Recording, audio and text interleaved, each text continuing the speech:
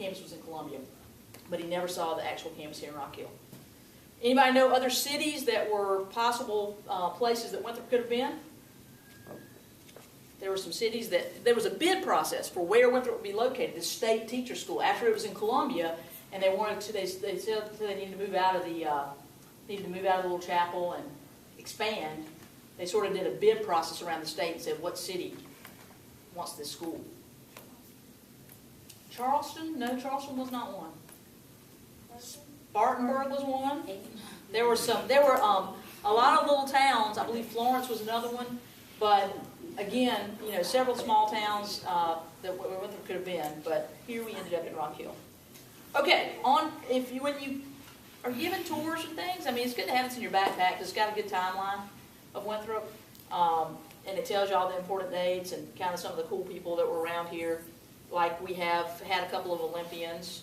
The oldest and best known was a lady named Ludi Godbold. Anybody know what Ludi did as far as her Olympic sport? Shot put. Shot put, that's right. And Columbia College kind of claims her too because she ended up being a professor there after she graduated from Winthrop. And so they sort of claim, they have the Ludi Bowl down at the Columbia College every year, and it's in honor of Ludi Godbold. Anything about Winthrop that you think you might get asked and you wouldn't know the answer about its history? I mean, like, try to stump me here. Any questions that you've ever wondered about Winthrop and its history? What is the McFeet House? Yes. Good what question. Does it do? What is the McFeet House and what does it do?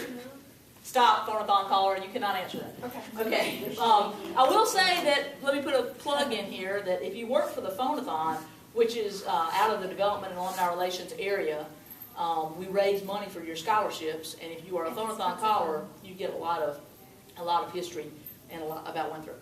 The McFeet House was a nursery school, and it was sort of a training laboratory for kindergartens. And it used to be that when I was a student at Winthrop in the 80s, there was a playground back there. We'd sneak into it at night, and it was like a little nursery school, okay? So now the McFeet School is housed in Withers building, so that McFeet Kindergarten really still happens there, but the actual house there was a kindergarten, and then it became a computer lab, and now it is basically an entertainment venue for us to have receptions and things like that for donors, and also has a conference and meeting space. Good question. What else? Any other buildings you have a question about? When you're giving a tour, anything you wonder about there? Why doesn't the president live in the president's house? Okay, the president lived in the president's house. Every president at Winthrop has lived in the president's house. Every one of them, okay? And Dr. DeGiorgio has been here. This is going on his 22nd academic year, I believe. So he lived there for 20 years.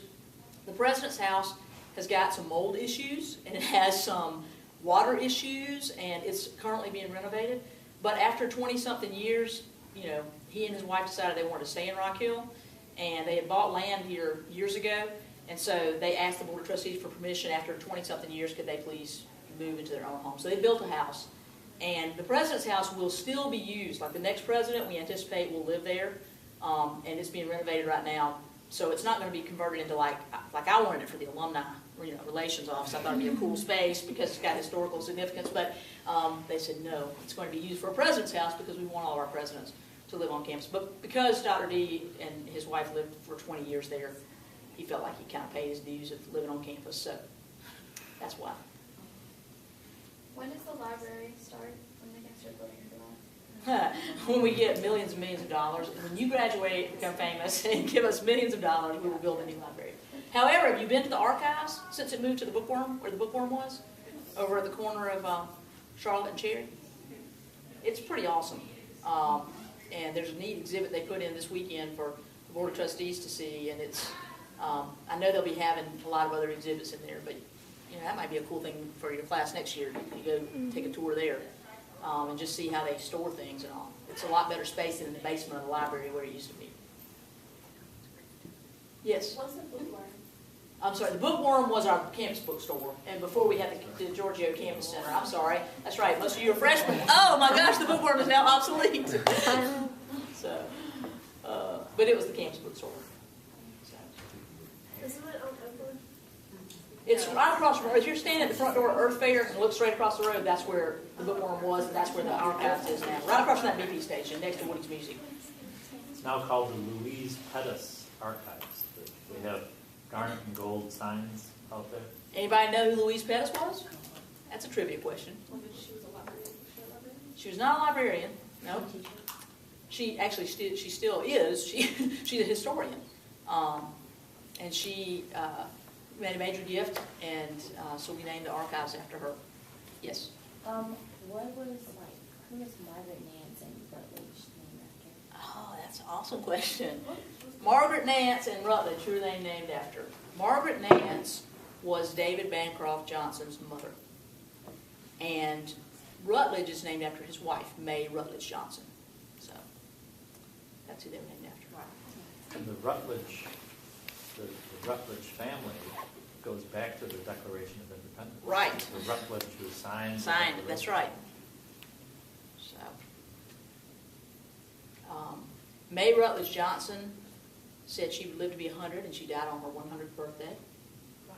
Wow. David Bancroft Johnson was the president of Winthrop for 42 years and lived on campus, this whole time. He did not live in the president's house the whole time. Does anybody know where he lived first? When he first moved here on campus. The president's house had been donated by Captain Stewart, who was a local man, and then he moved over to the Stewart House, where the South Carolina Center for Teacher Recruitment is now, the big white columned house across from the library. But the president's house was available, but the president didn't move in there because when he first moved here, he was not married. He did not think that he needed to occupy that house at the time. He thought that he needed to be with his girls and make sure they were protected and safe, because he was one of the few men on campus, so he lived in Margaret Nance initially. So, but then he got married and moved there and had children. Actually, there's only one living relative in his lineage, and she is about 10 or 12 years old. So his family lineage has died out. Why do people say that Tillman is haunted? Because it is. Yeah. Why do people say Tillman is haunted? Because it is. Well, to give you a scientific explanation, sound waves, have you guys studied that sound waves can exist for hundreds of years? I mean, they can exist in a place, and so you can sometimes hear things. Also, when you move through any light in space, light, dust particles, and everything, sort of a photographic image, a negative is kind of captured, depending on the light and the conditions and things.